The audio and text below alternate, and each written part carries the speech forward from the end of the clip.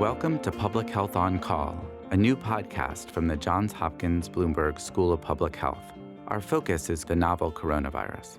I'm Josh Sharfstein, a faculty member at Johns Hopkins and also a former secretary of Maryland's Health Department.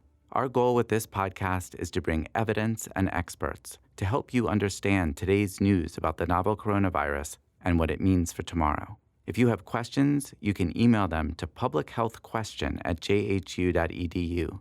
That's publichealthquestion@jhu.edu for future podcast episodes. Today's episode is drawn from the webcast series called The Politics and Policy of COVID-19, a program of the Stavros Niarchos Foundation Agora Institute at Johns Hopkins University. You can see the entire series at the website of the SNF Agora Institute. The discussion that you're about to hear is entitled One Pandemic, A World of Responses, moderated by the Agora Institute's director, Professor Hari Han.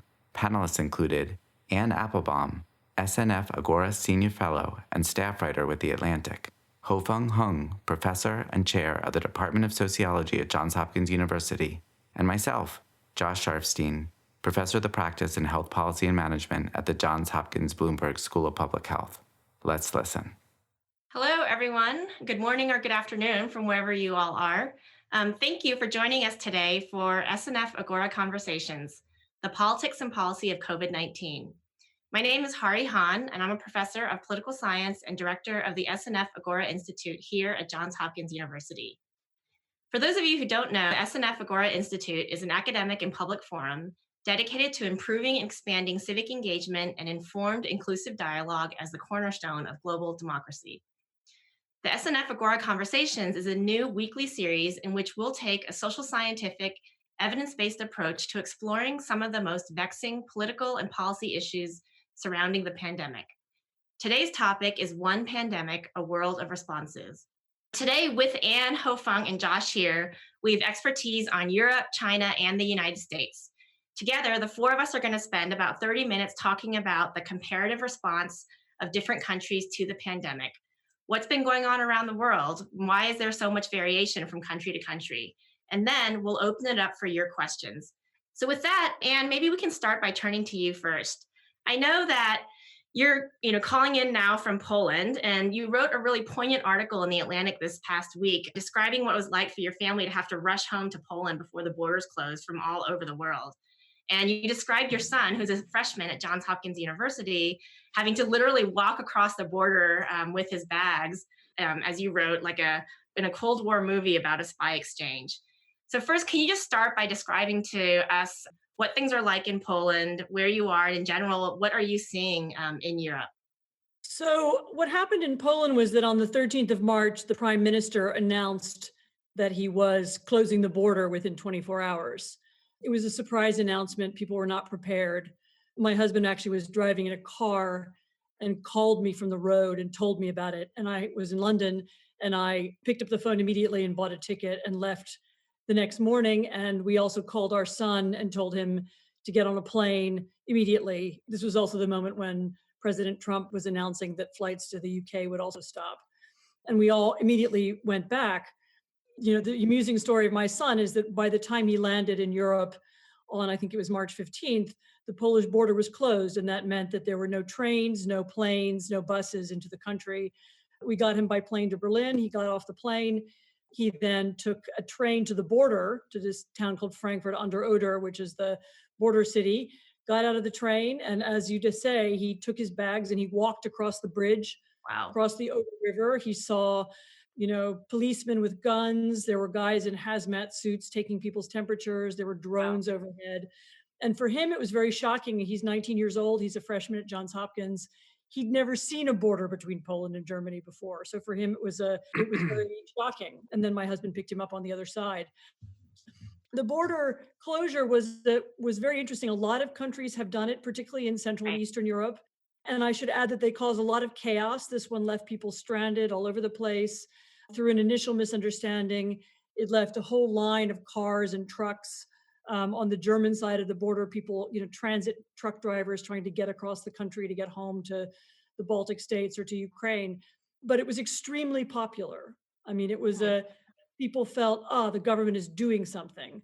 And of course, in a way, it was a fake or a phony gesture. I mean, I'm sure the public health scientists can tell us. I mean, the question of whether you should or shouldn't close borders is, very muddy, and it can depend on the circumstances. Hmm. Certainly, closing them with no preparation and with no thought given as to what would happen to people who then concentrated on borders trying to get in or out of somewhere wasn't very bright to do it. But it was very popular because partly because the in a lot of smaller, weaker European countries, we haven't heard much about them yet, but Poland, the Czech Republic, Hmm. um, Slovakia, you have very weak health systems, and they will be very, very quickly overwhelmed. And a lot of the debates that you had going on, even in Italy or in the UK or in France, should we shut down? Is this the right thing to do? They Right. didn't even have these debates. They shut down immediately Hmm. because of the fear of what would happen to the healthcare system. So in Poland, people have been told they haven't shut down all business, but they've eliminated unnecessary gatherings.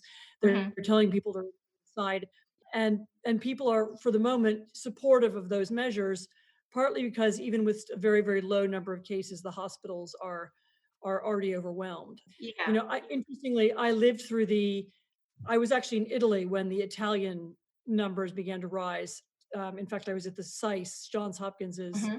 school in Bologna. Then I was in London. Then I was here. And in each one of these countries, there was a debate. But the shortest and briefest debates have been in places where they just absolutely know their healthcare systems can't take it, and they've made very dramatic gestures, sometimes unnecessarily, sometimes just for the sake of popularity, partly just to give people some sense that something's happening. Yeah.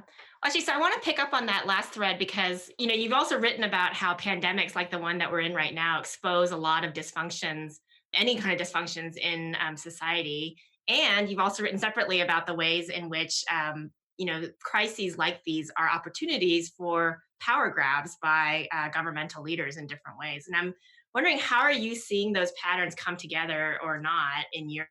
Are there certain kinds of dysfunctions or certain patterns that you see that make those kind of power grabs more or less likely in the countries that you're watching most closely? Certainly, first of all, you're absolutely right. Go all the way back through history. I did this in an article that I wrote for The Atlantic. Every time there's been a pandemic, people who are afraid and who are afraid of being ill are suddenly willing to give all kinds of power to the state that they weren't willing to give up before. They will sacrifice freedom, they will sacrifice privacy in exchange for a feeling of safety or health. Right. And we are seeing that really in almost every European country.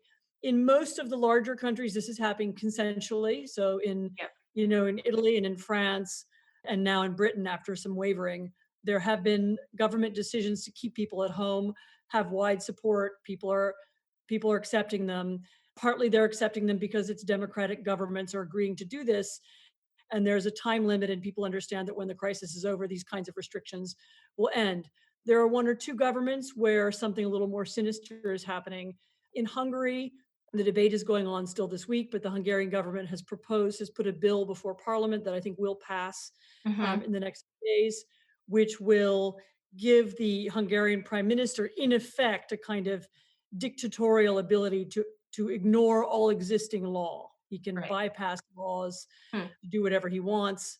I think parliament will be suspended. There's some versions that say it will be indefinite, some that say there'll be an endpoint, but that's not clear yet. There's also a law that says that journalists who promulgate fake news about the crisis or false rumors can be arrested for 5 years. And of course, false news may also include criticism of the government. So there's some fear that the prime minister will make use of this crisis to prosecute political opponents. I will be very surprised if we don't see that in other parts of the world. We may see it in Russia. We may see it, versions of it already exist in China and elsewhere. So the pandemic will give a number of governments a kind of excuse to take more power. It will it will give a lot of people the feeling that government should have more power, and the kind of opposition or resistance that you would usually have in normal times might well be much less than it would have been. Yeah. Well, this is actually, I would love to bring Ho Fung into the conversation. Obviously, Josh, I know that you have a lot to say on this too, but let me just turn to you first for a second, Hofang, which is, you've been following very closely China's response to the pandemic. And of course, there's been what feels like it's been kind of a shifting conversation in the global community about how we perceive the way in which China has handled the response. And you wrote about the role of authoritarian ideologies in shaping some of what China did and what some of their early mistakes are. And I'm wondering if you can just share those points with our audience here. Yes, definitely. That there's a lot of discussion about how much the authoritarian system in China played in the genesis of the virus and the pandemic. Of course, now both democratic countries and authoritarian countries are hit. Italy and US are doing quite badly and then surpassing China now. But there's two issues here. For this kind of disease to emerge, there's two stages. One stage is that when the human-to-human transmission started and was restricted to a few dozen cases, there's a window that actually any government can do something very aggressively, proactively to contain it locally before it spread to become a kind of the widespread epidemics or even a pandemics. And after it became an epidemic and a pandemic, it is another question of how to mitigate it and how to contain it. So China definitely missed the window when it first emerged, and it is not the first time I was witnessing the SARS outbreak back in 2003. Unfortunately, at that time, the virus is not as contagious as this time. And actually, in 2019, that many people forgot about it right now, is the swine flu in China. That ironically, that the Chinese government and the WHO still call it the African swine fever with a place name attached to it. But in 2019, that this kind of a swine flu start to happen in China very locally, and then the government keep it in secret and nobody know about it. So the virus spread secretly and inadvertently to become a kind of widespread problem and then start to spread over the border to Southeast Asia. So this time around, the coronavirus is the same thing, that when it started in Wuhan, in November and December, and some frontline doctor in Wuhan discovered it and sure that there's human-to-human transmission, and then the local authorities and higher up decided to destroy the sample of the testings and then not letting the world know about it. And also, as late as mid-January, that the government of China still denied that there's a human-to-human transmission of a new virus, though now in retrospect, we know that they actually at that time they knew. So definitely China, because of this authoritarian instinct of covering up initially, has missed the window of preventing this disease from turning from a kind of a very local little disease to a global epidemic and pandemic. And by late January, when the Chinese government act aggressively to put Wuhan in lockdown and then many other countries, and the Wuhan mayor is already saying that before the lockdown, millions of Wuhan people already traveled to other parts of China and the world. So it already started to make it a pandemic. And of course, then when it become a pandemic, widespread epidemic, at how government respond, it depends on a lot of different things. One thing is, for example, when the virus spread to South Korea, to other places like in Europe and now in the US, they're all democratic countries. And South Korea in the beginning had some tough time and it's quite a mess initially, and then there's a lot of criticism of the government, and then the government acts swiftly to put people under surveillance and quarantine, and then now it is very well contained because people generally trust the government and then allow the government to take away some of the liberty.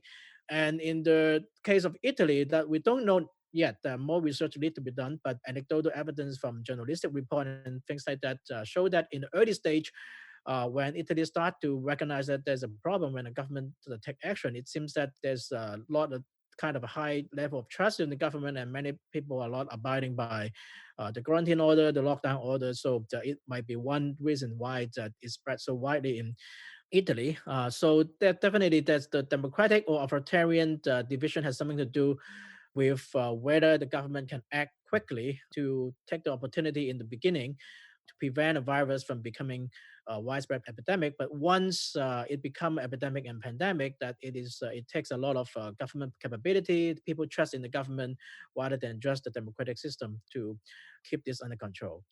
Yeah, so this is actually, so Josh, I want to bring you in because probably more than any of us and more than many people around the world, you've seen this problem from so many different angles, serving as deputy commissioner to the Food and Drug Administration in the US, the commissioner of health in Baltimore City, you've served in state government, and you've seen it at every different angles. And, have written kind of the book on crisis response in public health. And so I'd love to hear from your perspective and the experience that you have having worked through a lot of these kinds of crises in government. Most of us don't want to see the kind of power grabs, don't want to see the kind of shifts in our government that Ann and Ho Fung described, but we also need a lot of that kind of centralization to be able to launch the public health response that we need to solve a pandemic like this. So I'd love to hear you talk about how you've balanced those considerations in the work that you've done. The fundamental issue for crisis management is you can't manage a crisis through the organizational structure that was designed for everyday management. You Yeah. can't say, like, well, the procurement form has to be stamped by the procurement officer and they're out, so we'll wait for them to come back.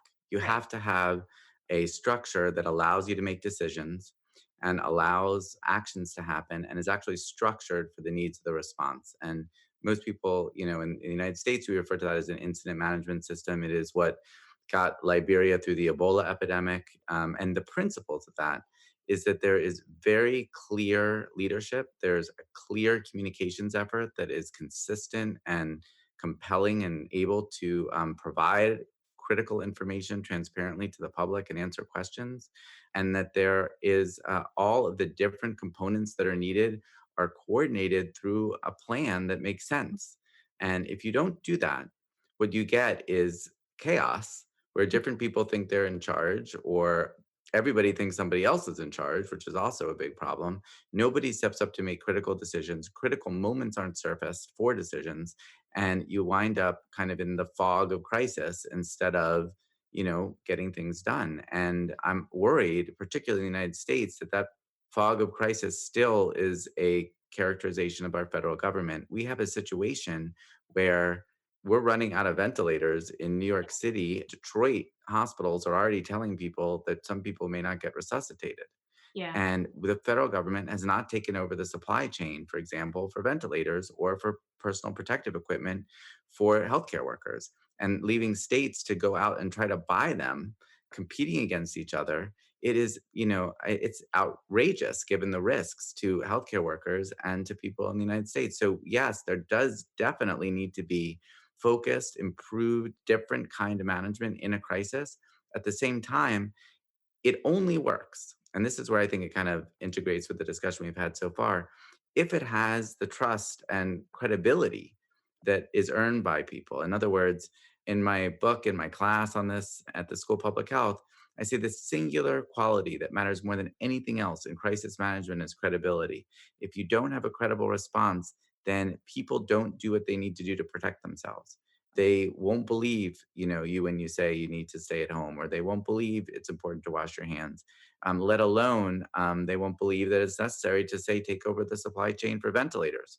And so, how you get that credibility is through being honest with people, having the people in charge be people who know what they're doing, and really, working with the media, working with the civil society groups, really understanding the concerns and being responsive to them. So I don't think you have to do it in an authoritarian way, but it has to be a different kind of management style. Yeah. Josh, just one point on that is, so if that management system hasn't been cultivated and maintained prior to the pandemic in the way that it should have been, can you build it in real time? Like what are the things, if we don't have necessarily that management system in place, that we would have hoped that we could be doing now, or countries can be doing now to develop what they Well, need? I mean, most countries do practice that kind of management system. The United States certainly does. There's the capability of doing it. What's happening is that people just aren't really using it. I mean, it's sort of the concept that, where they said there was a plan on a pandemic that they haven't opened up.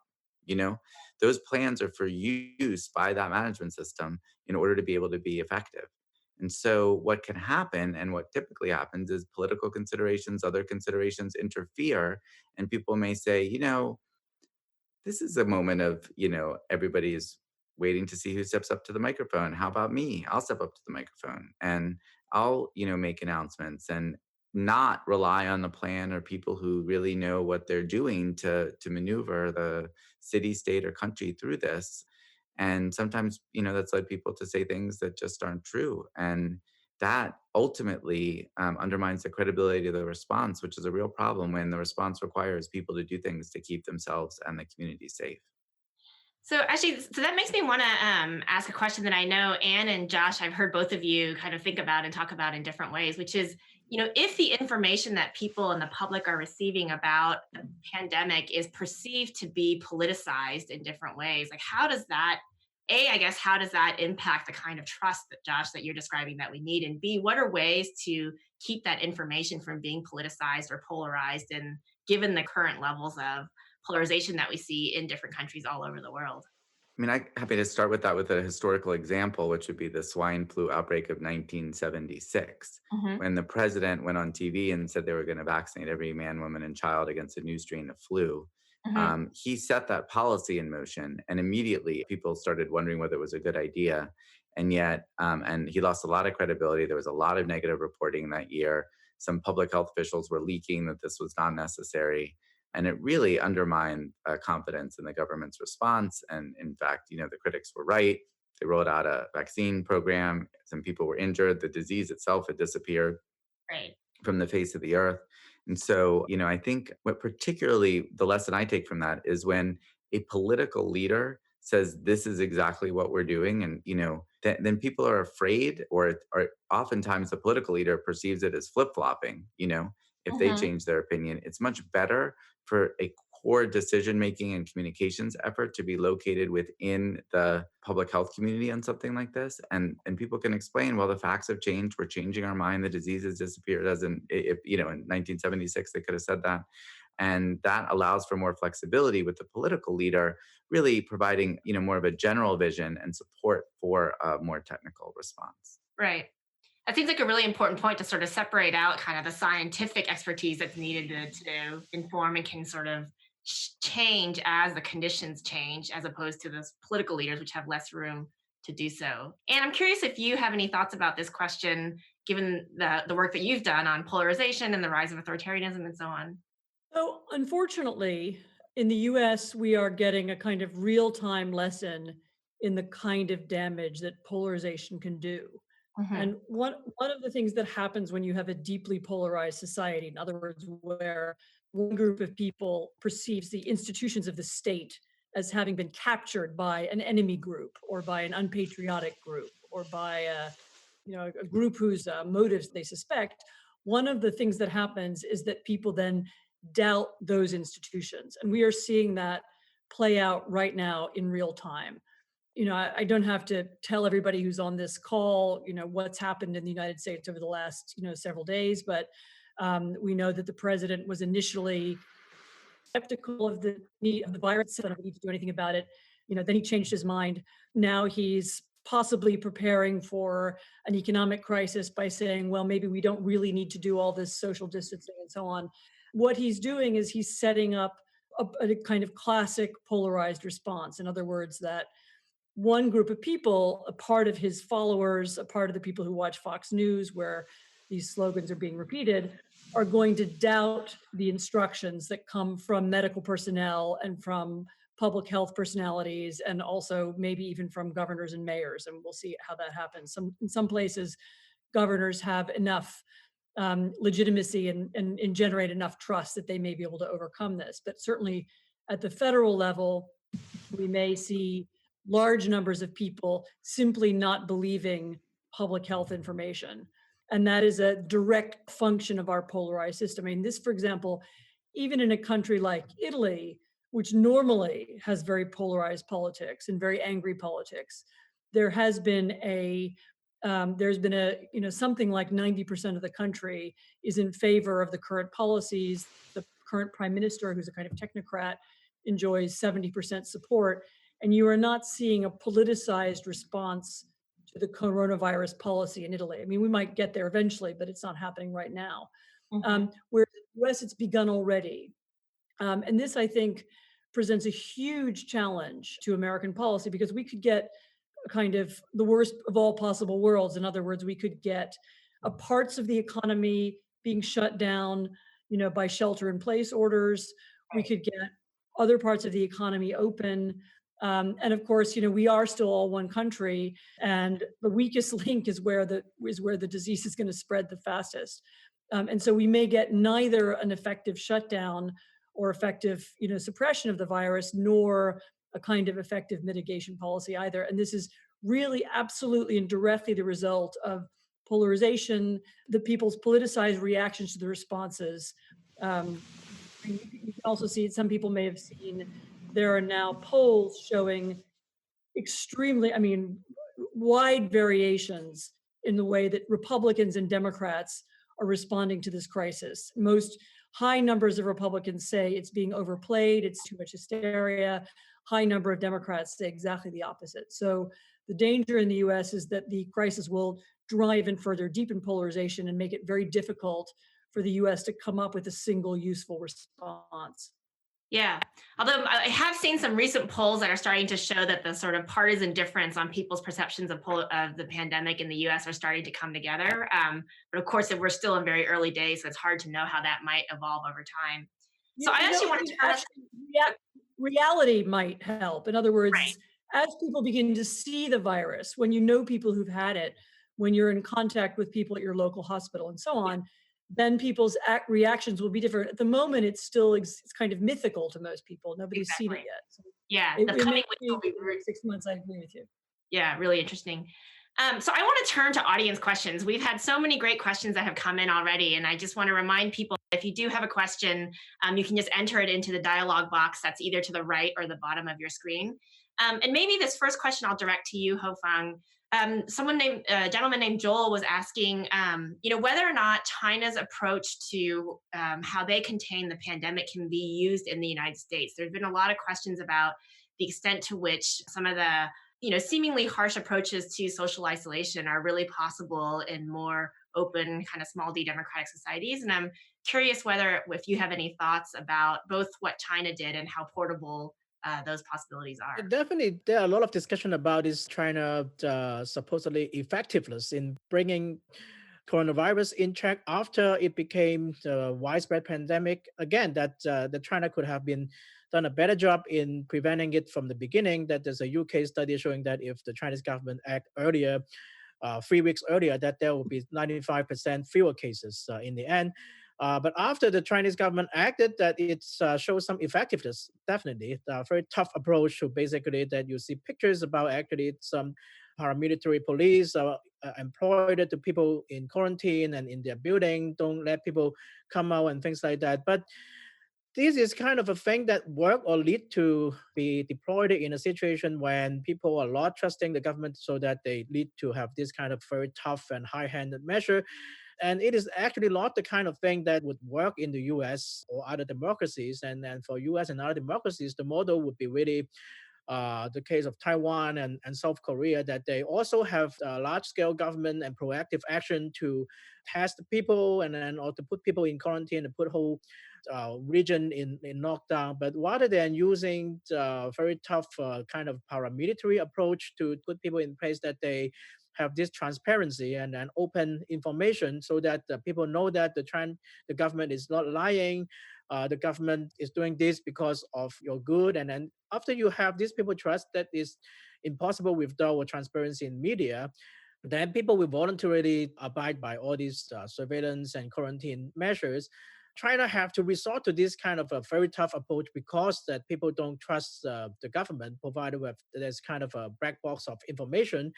And it has a global implication as well, that China wasted the early month in preventing the disease from becoming a pandemic. Now that China is declaring victory about beating this virus, and the world seems to be have a temptation to learn from China. But even now, that in China, in the internet and also in some Chinese media, that they are also suspecting whether China has successfully contained the disease. We heard from some locality that the Chinese central government seems to want to resume work, but actually people in the local government and in the private enterprise are suspecting it, and they are not sure whether they should trust the government information and resume work or not. So this kind of a transparency and accountability on the part of the government, and maintenance of a free public sphere and free media, free flow of information, is really something that U.S. and other Western democracy need to do in terms of dealing with the disease.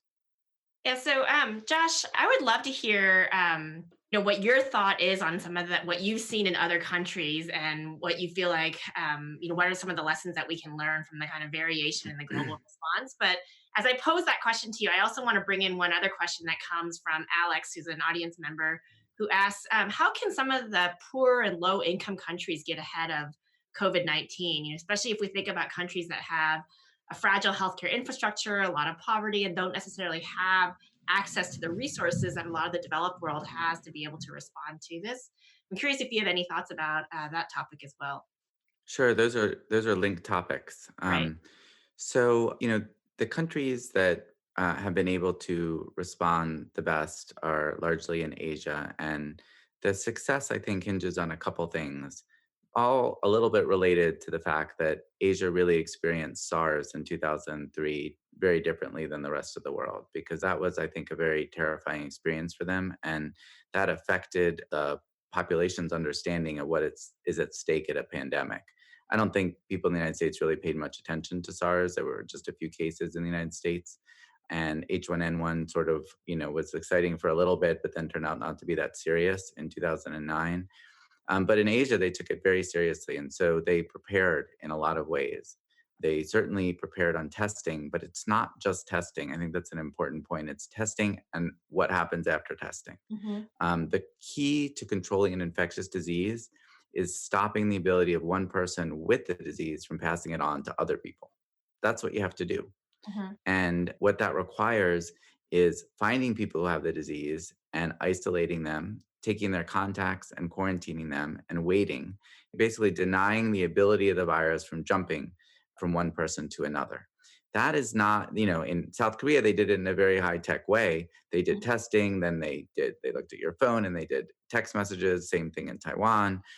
But that can be done without all that high tech. It can be done with really good, public health work Hmm. to find people who are infected, ideally test them, if not make a presumptive diagnosis based on people's symptoms, act like they're positive, find their contacts, quarantine their contacts, and that is the best way to control the spread of the disease. So handling sick patients requires a medical infrastructure, and low and middle income countries are in big trouble for that. That was the finding of the health index that the Center for Health Right. Security worked on. But for these core public health functions, just like Anne said, countries that are worried about their health infrastructure should be super aggressive on the social distancing. They need to really strengthen their public health ability to identify either presumptive or certain cases and rapidly intervene. Unfortunately, I think we're learning the wrong lesson in the United States from these experiences. We're learning that they did a lot of tests in South Korea. So we should do a lot of tests. And it's good for all these famous people to get tested because we need a lot of tests. A test really doesn't do that much by itself. Self-awareness is not that helpful here, Yeah. because if the name of the game is shutting down the spread from one person to another, it's testing plus follow-up that makes a big difference. Right. And the follow up is really dependent on people's trust in the governmental and social and political institutions that are asking them to isolate themselves as needed. It sounds I like. I think that's absolutely true. And I think it speaks to this underlying issue of credibility. Hmm. People will do things if they believe it's credible. I think, truthfully, the Asian countries have had a huge advantage over the rest of the world because when the government in there says this is a pandemic, this is a serious infectious disease threat, we need you to stay at home. They all remember SARS. And so Right. that's just a huge advantage in trying to get people to realize the seriousness of the situation and believe those kinds of messages. Here, when you say you gotta, you can't go out to eat, you can't go to a bar, you can't, people just like, what? And then to have Yeah. mixed messages about that without that experience on the back end of what, it's hard to think on the back end of this big surge, Right. people will take this more seriously, but it's just going to be a very difficult time to get there. Yeah.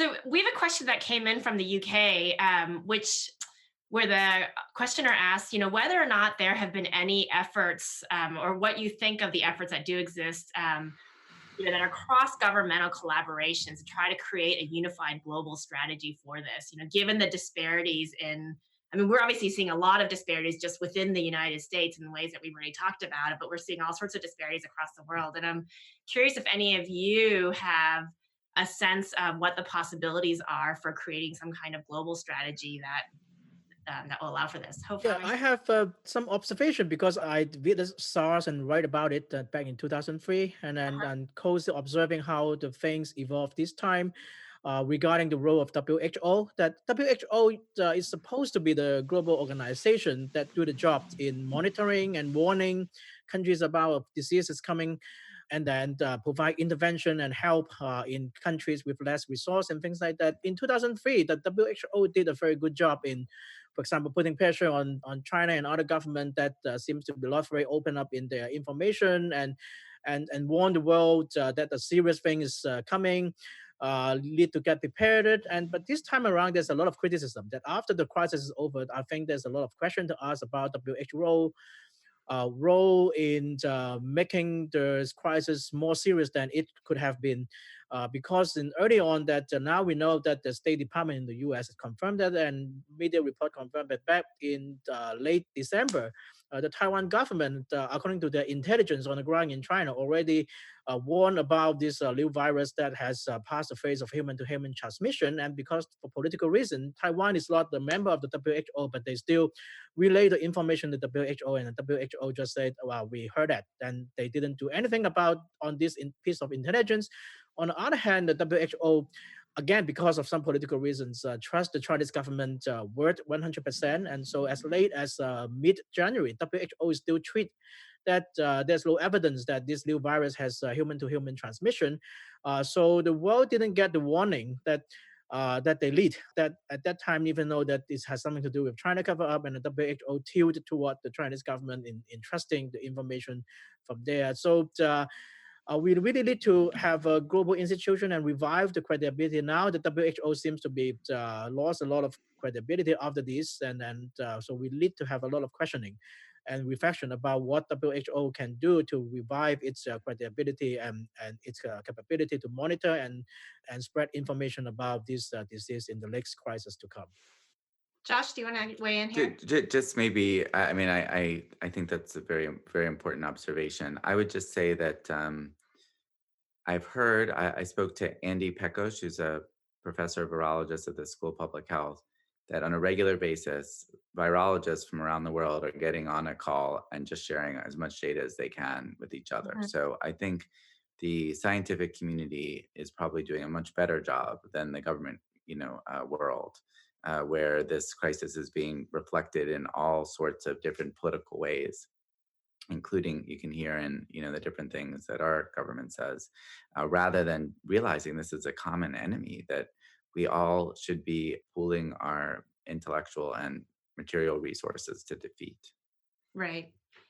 So I feel like we have a series of questions that I can kind of clump into one domain that I'll pose as our final question, I think, for the panelists today, which is, given the various missteps that we've seen in the early response that different governments have taken all over the world, and different people have identified different ones in the questions, and the sort of fact that, moving forward, these questions about trust, about credibility of the governmental response, about the sort of, distinction between the science and the politics, and all the other things that we've talked about today aren't necessarily going to be solved, just because we had this great webinar, right? And so what would be the advice that each of you have for our audience in terms of what they can do to, other than socially distancing and adhering to the public health guidelines that are given to us, what are the things that people can do to make sure that we prepare ourselves for what needs to happen in the coming months? And so maybe, Josh, I'll start with you and then circle back to Ann and Ho-Fung before I wrap us up.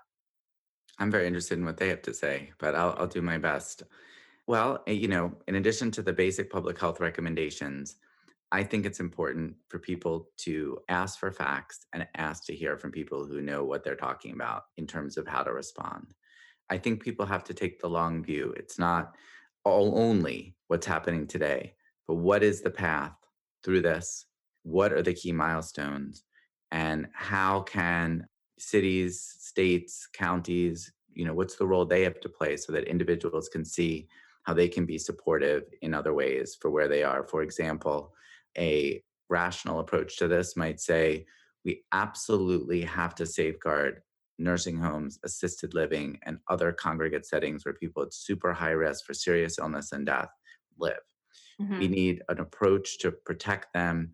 We're going to be, over time building a series of safeguards. So even as we're reopening the economy, we're protecting people at the highest risk.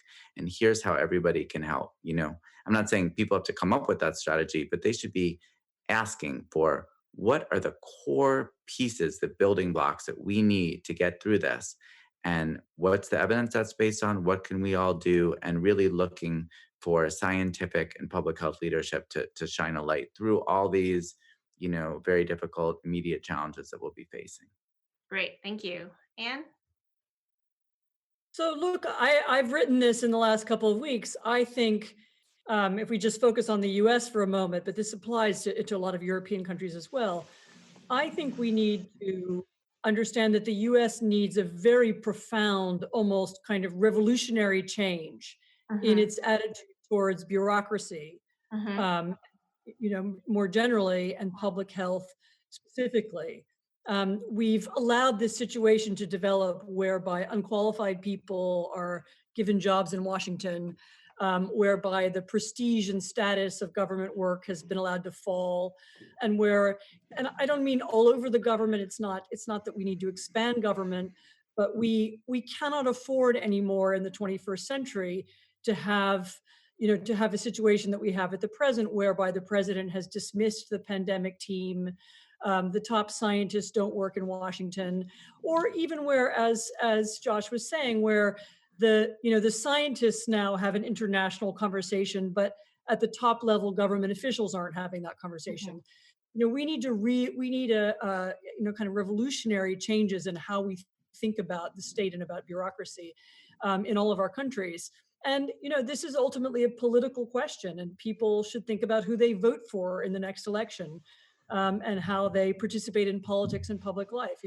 Do you want to live in a country with a modern state where people are prepared for this kind of crisis and they think about it in advance? Or do you want to live in a state where we have this kind of 19th century amateurish fumbling? And I think it's these are actually quite profound political questions. What kind of people do we want to have lead us? What kind of state, what kind of society do we want to have? I mean, I realize those sound very long-term and grandiose, but over the next few weeks and months, as we have time to think about the flaws in our political system, I hope people will focus on some of these really much broader ideas.